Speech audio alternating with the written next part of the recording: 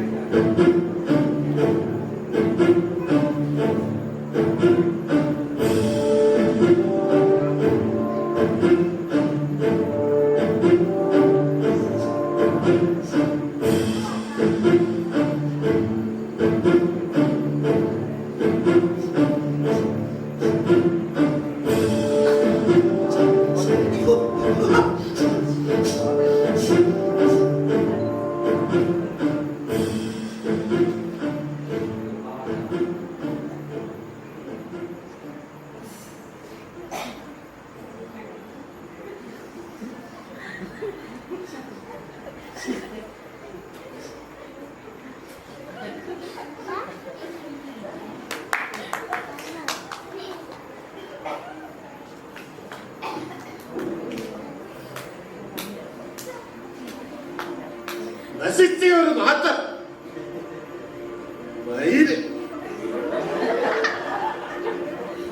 അപ്പൊ നിനക്കും തോന്നിയില്ലേ? അതേത് നാറ്റം? എവിടുന്ന?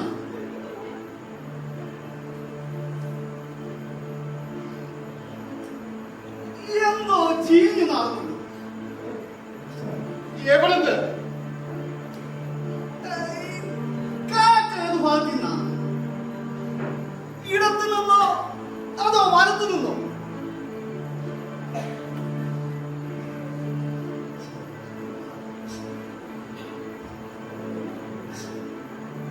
കൊട്ടാരത്തിന്റെ അകത്തിൽ നിന്ന് വരുന്ന കാറ്റിനാണ് നാറ്റം.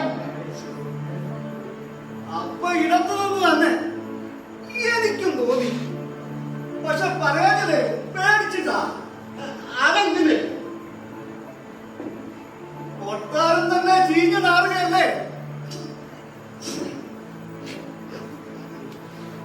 ഇവിടെ ഇത്ര ദുർഗന്ധമെങ്കിൽ കൊട്ടാരത്തിന്റെ അകത്തെ അവസ്ഥ എന്തായിരിക്കും?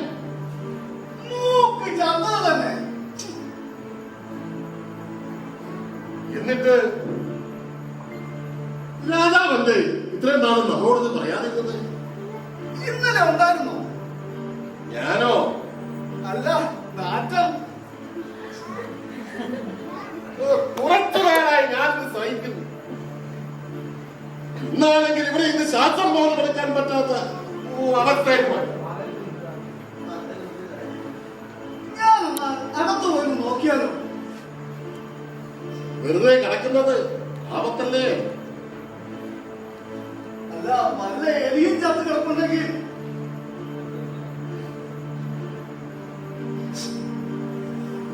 തൂക്കിയെടുത്തൊക്കെ കളയാമായിരുന്നു. തൂക്കിയെടുത്ത് കളഞ്ഞാൽ പോരാ, കുഴി തോണ്ടി മൂടണം, കുഴി തോണ്ടി മൂടണം. പക്ഷേ ഇതഴിഞ്ഞത്തെ നാറ്റമല്ല. എന്നാ ഞാൻ അകത്തേക്ക് പോകാം.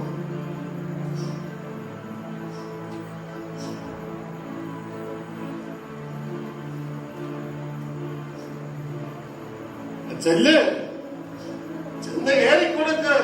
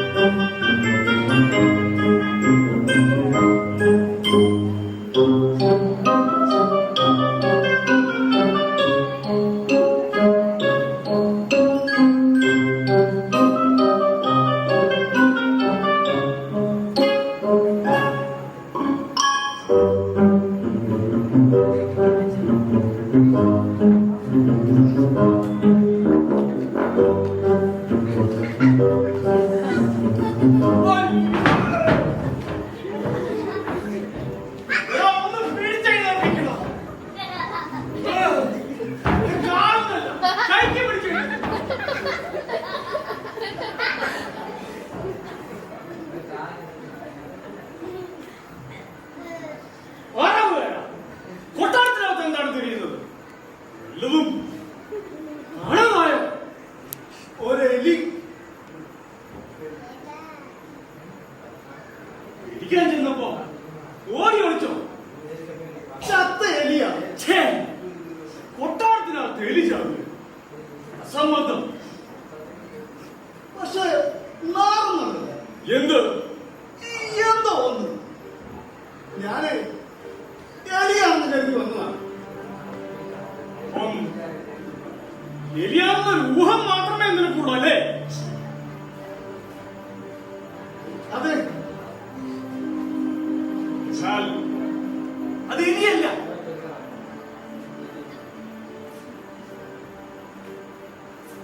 എലിയല്ലേ? അപ്പോ മന്ത്രിക്ക് നാട്ടം ഉണ്ടായിട്ടുണ്ട് അല്ലേ? പിന്നല്ലേ? പക്ഷേ ആരോട് പറയാൻ? എന്താ പറഞ്ഞു? ഞാൻ സ്ഥലം പോകും. എന്നാ പറയണ്ട. പറഞ്ഞില്ലെങ്കിൽ മൂക്കല്ലേ പോകുള്ളൂ. പക്ഷേ ഇതെന്തെങ്കിലും ആരെങ്കിലും അറിയാതിരിക്കുമോ? അപ്പൊ തല പോവോ? കണ്ടറിയണം. അപ്പൊ ഈ നാറ്റം ഈ കൊട്ടാരത്തിനകത്തു നിന്ന് അങ്ങ് പുറത്താഴെത്തിയല്ലേ? അതെ, കുറച്ചു നാളായി രൂക്ഷമായ ഗന്ധം. ഒരു മന്ത്രി എന്ന നിലയ്ക്ക് ഞാനിത് പറയണോ പറയാതിരിക്കണോ എന്ന ധർമ്മസങ്കടത്തിലാണ്.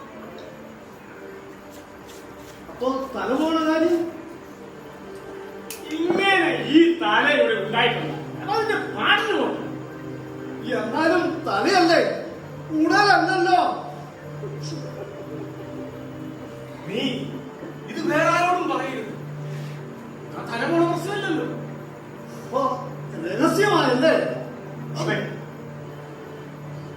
പറയേണ്ടത് ഒരു മന്ത്രി എന്ന നിലയ്ക്ക് എന്റെ കടമ കൂടെ.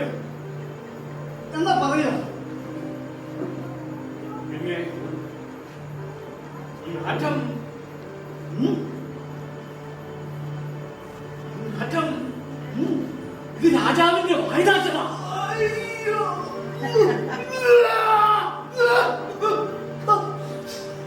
ഇതിന് ചികിത്സയൊന്നുമില്ലേ?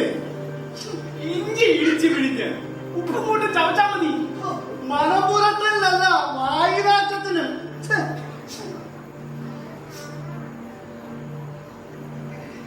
ഉണ്ടായിരിക്കാം.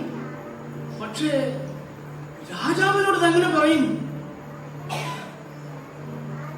രാജാവിന് വായുനാറ്റമുണ്ടെന്ന് സൂചിപ്പിച്ച രാജ്ഞിയെ ഇന്ന് നാട് കടത്തേന്നാ പറയുന്നത്. ഒരു രാജ്ഞിയുടെ ഗതി ഇതാണെങ്കിൽ വെറും മന്ത്രിയായ ഞാൻ പറയാം, ഈ വായുനാറ്റം അല്ല നാട്ടിലാണ് വ്യാപിച്ചാൽ എനിക്കെന്റെ പുറകു വരെ ശ്രദ്ധിക്കാൻ പറ്റും.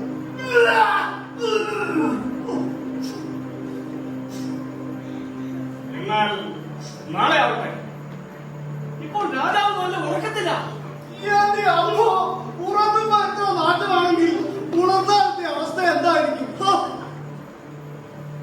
അപ്പോ നീ പറയാൻ തന്നെ തീരുമാനിച്ചു. അതെ, വല്ല മരണാനന്തര ബഹുമതി നൽകി നിന്റെ കുടുംബത്തെ രക്ഷിക്കാം. അതൊന്നുമില്ല. രാജാവിനോട് ഈ കാര്യം പറഞ്ഞു മനസ്സിലാക്കി കൊടുക്കേണ്ടത് ഇന്നാട്ടിലെ ഒരു പ്രജ എന്ന നിലയ്ക്ക് എന്റെ കടമയാണ്. ഒരു പാറാകാരൻ കൂടിയാകുമ്പോൾ എന്റെ ദൗത്യമേറുന്നു. സത്യത്തിൽ നിങ്ങളൊരു മന്ത്രിയായിരിക്കാൻ ഒരു യോഗ്യതയില്ലാത്തവൻ. നിനക്ക് രാജാവിന്റെ സ്വഭാവം അറിയാത്തതുകൊണ്ടാണ്. ഏതായാലും നല്ലൊരു കാര്യത്തിനല്ലേ. പോയിട്ട് നാളെ വന്നാൽ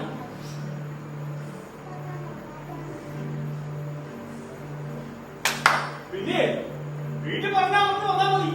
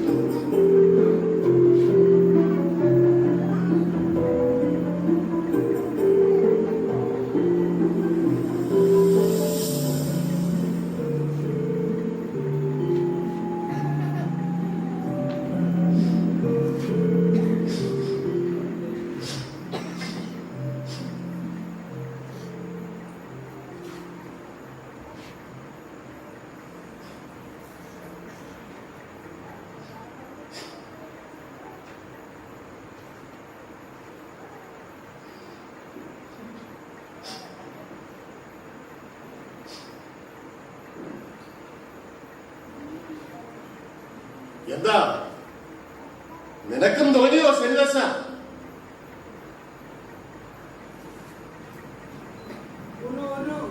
ഒരു നാറ്റം. അതെ അതെ, അനങ്ങാതെ അവിടെ നിൽക്കുന്നതാണ് നിനക്ക് നല്ലത്. നാറ്റമാണെങ്കിലും ശ്വാസമെങ്കിലും എടുക്കാമല്ലോ. കുറെ കഴിയുമ്പോൾ ഇതൊക്കെ ഒരു ശീലമാകും.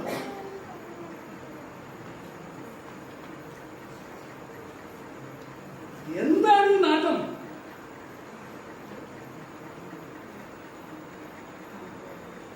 അത് പറഞ്ഞിട്ട് വേണം എന്റെ ഈ തല പോകാൻ. തല പോവോ?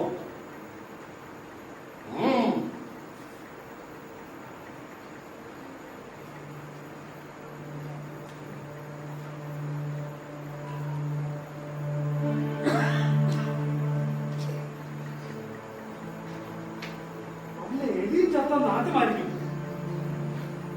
എന്ന് പറഞ്ഞിട്ടാ ഒരുത്തരങ്ങ് അകത്തേക്ക് പോയി. അവനുള്ളത് പറഞ്ഞു. രാജാവ് അവനെ സ്വർഗത്തിലേക്ക് വഹിച്ചു. ആണോ? എന്നിട്ടല്ലേ നിന്നെ പിടിച്ചു വിളിയാക്കിയത്? അപ്പോൾ ഉള്ളത് പറഞ്ഞാൽ തല പോവോ? പിന്നെന്താ?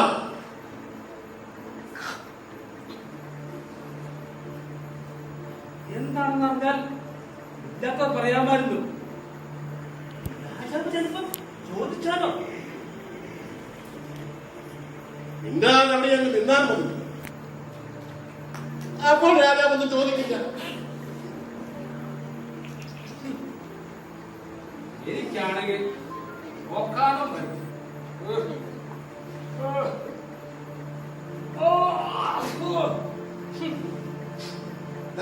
അവനും വന്നിരുന്നു ഇതുപോലെ.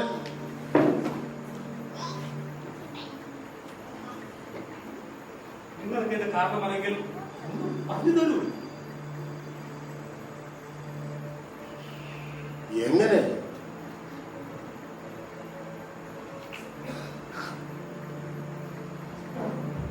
ഉള്ളത് പറഞ്ഞാൽ തല പോകും. എന്താണെന്ന് അറിഞ്ഞാലല്ലേ എനിക്കത് ഇല്ലാത്തത് പറയാമായിരുന്നു.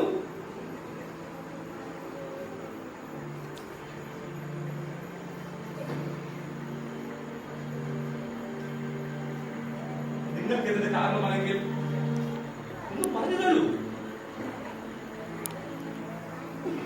നീ ഇത് ആരോടെങ്കിലും പറയുമോ? എന്റെ തല പോണ കാര്യമല്ലേ? എന്നാലേ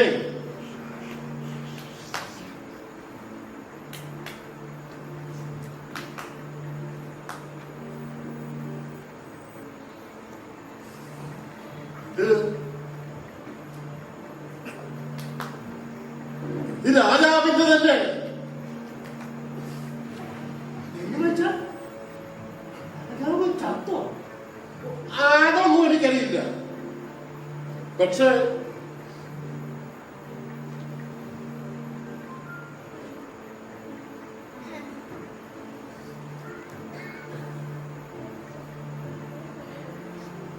ഇത് രാജാവിന്റെ വായുനാറ്റമാണ്. ഓ, ആണോ? അതെ. എന്നാ ഞാനൊന്ന് പറയില്ല. തീർച്ച.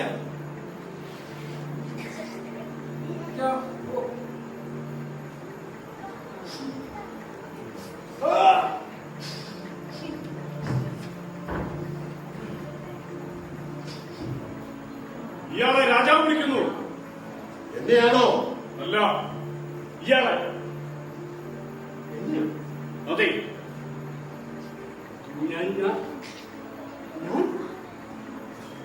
നീ ഓഖാനിക്കുന്നത് രാജാവ് മട്ടുപ്പാവിലിരുന്ന് കണ്ടു. രാജാവിന് വായുനാറ്റമുണ്ടെന്നുള്ള ആ ഒരു ആരോപണം ഈ നാട്ടിലാരോ പറഞ്ഞു വരുത്തിയിരിക്കുന്നു. രാജാവിനൊന്നും സംശയമില്ലാതില്ല. പക്ഷേ സ്വന്തം വായുനാറ്റം അറിയാനുള്ള കഴിവ് രാജാവിനില്ലല്ലോ. ഉദ്യോഗസ്ഥ മനസ്സിലാക്കാൻ രാജാവിന്റെ വായ്മടത്ത് നോക്കാനായിരിക്കും നിന്നെ വിളിക്കുന്നത്. നീ വീട്ടിൽ പറഞ്ഞിട്ടല്ലേ പോകുന്നത്?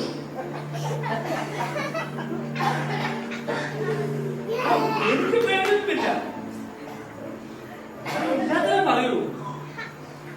വായ്നാട്ടമാണെന്ന് ഞാൻ അറിയുന്നില്ലല്ലോ. വായ്നാട്ടം എന്തുണ്ട്? സുഗന്ധമല്ലേ? സുഗന്ധം.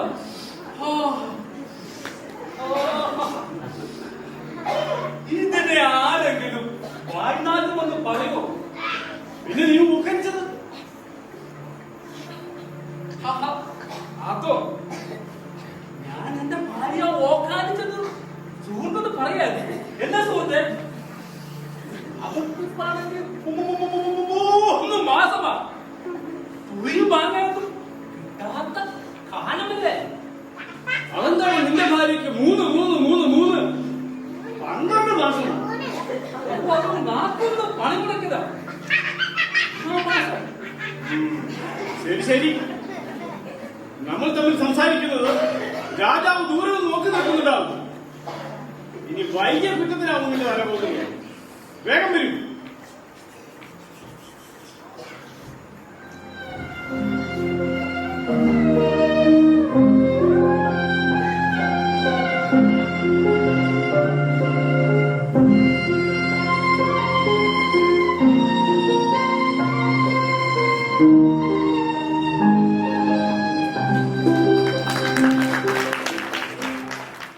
സഹൃദയരെ, അടുത്ത ഒരു രംഗത്തോടുകൂടി ഈ നാടകം ഇവിടെ അവസാനിക്കുന്നതായിരിക്കും. നാടകത്തിൻ്റെ അരങ്ങിലും അണിയരയിലും പ്രവർത്തിക്കുന്നവരെ ഒന്ന് പരിചയപ്പെടുത്തുന്നു. നാടകരചന ജയപ്രകാശ് കൂളൂർ, സംവിധാനം ജോസ് കടായി, സഹസംവിധാനം മർഫി ആൻസൺ, സംഗീതം എബിൻ റോബിൻ, സംഗീത സഹായി മനീഷ് ജോൺ പേഴുങ്കാട്ടിൽ, കലാസംവിധാനം ബിനിൽ കെ ആന്റണി, മേക്കപ്പ് രാജേഷ് കോട്ടയം, വസ്ത്രാലങ്കാരം സാബു ഗോപാൽ, വീഡിയോഗ്രാഫി റോജിൻ ടി യോഹന്നാൻ, ഗതാഗത നിയന്ത്രണം ആശിഷ് ചിരട്ടംപറമ്പിൽ, അഖിൽ രാജു കുഴിവേലി, സ്റ്റേജ് നിയന്ത്രണം തമ്പി പീടികപ്പറമ്പിൽ, ശബ്ദവും വെളിച്ചവും SG സൗണ്ട് തൂത്തുട്ടി. കഥാപാത്രങ്ങളും അഭിനേതാക്കളും: രാജാവ് ഷാജൻ വലിയപറമ്പിൽ, മന്ത്രി Robin ഉതുംകുഴിയിൽ, 1-ാം പാറാവുകാരൻ Shaji kadai, 2-ാം പാറാവുകാരൻ Rajesh John Muttathil, 3-ാം പാറാവുകാരൻ Sunny കരിപ്പാക്കുറിച്ചിയിൽ. സഹനടന്മാർ: Manu Kalappurakkal, John Pezhunkattil, Jayan വലിയ പറമ്പിൽ. നാടകത്തിൻ്റെ ബുക്കിങ്ങിന് സെക്രട്ടറി തണൽ തിയേറ്റേഴ്സ്, തിരുവഞ്ചൂർ, കോട്ടയം. 68 60 19, മൊബൈൽ 98 47 12 10 13. 40 കുതിരവണ്ടിയുടെ അകമ്പടിയോടും കൊട്ടാര വൈദ്യന്മാരോടും രാജകിങ്കരന്മാരോടും അപ്പോൾ രാജാതിരാജൻ ദേവാതിദേവൻ മഹാനായ മഹാരാജാവ് എഴുന്നള്ളുന്നേ.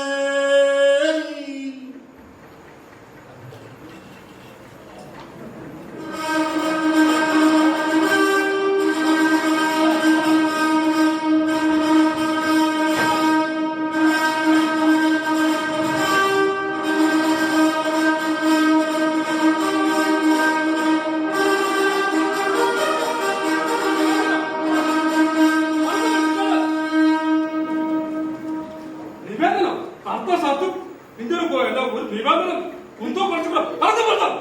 ഈ പ്രജകൾക്കൊരു നിബന്ധന സാധിക്കില്ല. കടന്നു പോകാം.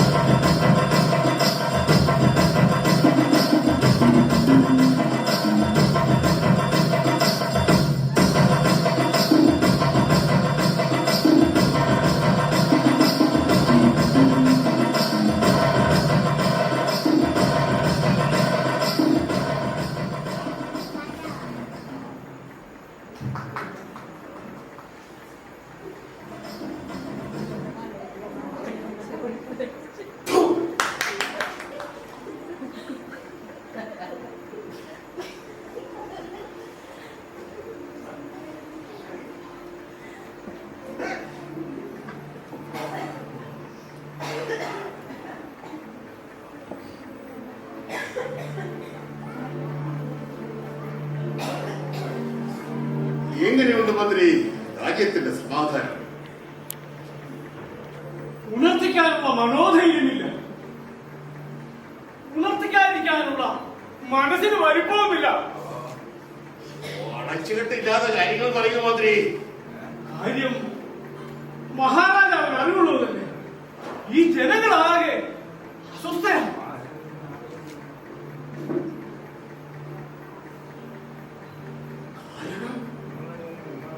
കാരണം അമാദിക്കാതെ പറയൂ മന്ത്രി. കാരണം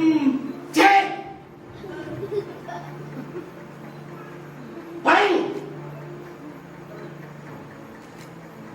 നാറ്റം.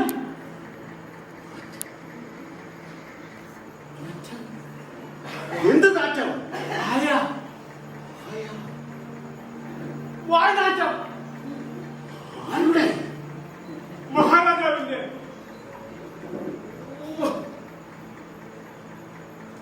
എനക്ക് വായിനാറ്റമോ? ഉള്ളതാണോ അതോ ഇല്ലാത്തതാണോ? മഹാരാജാവ് ആറാവുകാരനെ ശിക്ഷിച്ചില്ലേ? ഒന്നാമനെ ഉണ്ടെന്ന് പറഞ്ഞപ്പോൾ ശിക്ഷിച്ചു.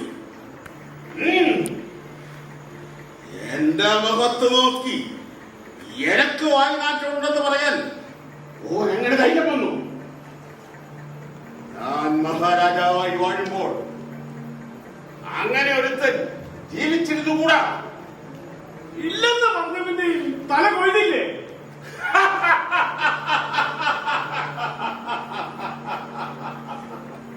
കള്ളൻ സത്യത്തെ തീരെ വിലമതിക്കാതെ സ്വന്തം രക്ഷയ്ക്ക് വേണ്ടി എന്നും പറയാൻ പഠിക്കാത്ത അവന് പിന്നെ തലയുടെ ആവശ്യമില്ലടോ.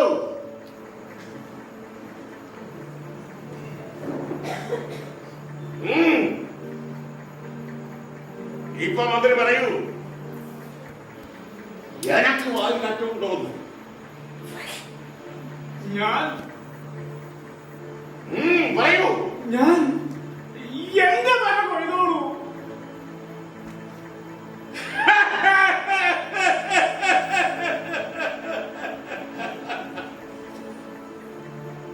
നല്ലത്,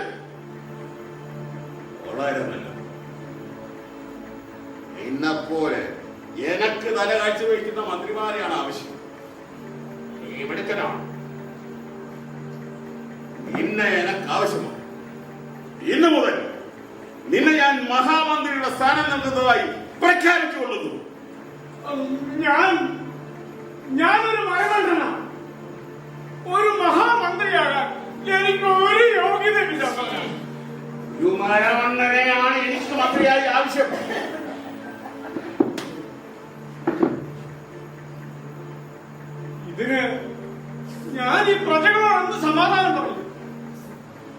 രാജാവിന്റെ വായി മണത്ത് നോക്കി സത്യാവസ്ഥ പറയണമെന്നാണ് അവൻ എന്നോട് പറഞ്ഞിരിക്കുന്നത്.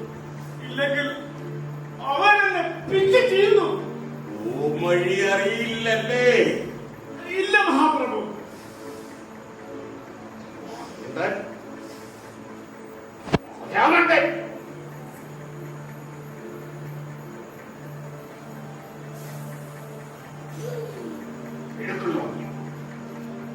മിടുക്കനായ മന്ത്രി. അതെ അതെ മഹാരാജാവേ. ഇത്തരം തലയാണ് ഉടലിന് അനുയോജ്യം. അതെ അതെ മഹാരാജാവേ.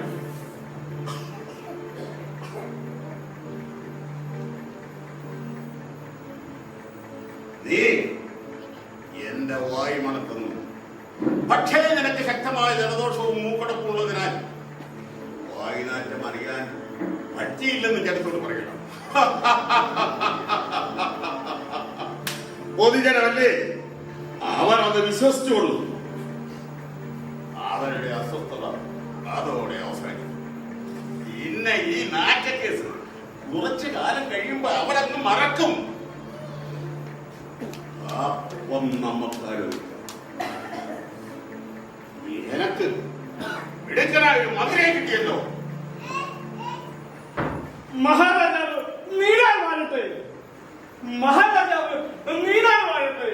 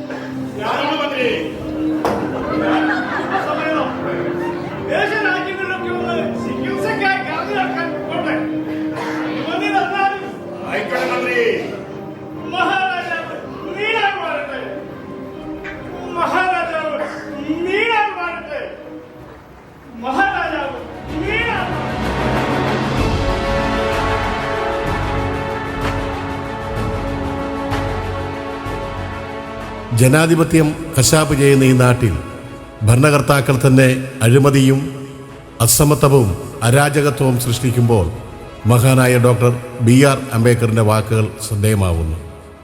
എത്ര നല്ല ഭരണഘടനയാണെങ്കിലും ഭരിക്കാൻ ക്ഷണിക്കപ്പെടുന്നവർ മോശമായാൽ ആ ഭരണഘടനയും വികൃതമാക്കപ്പെടും.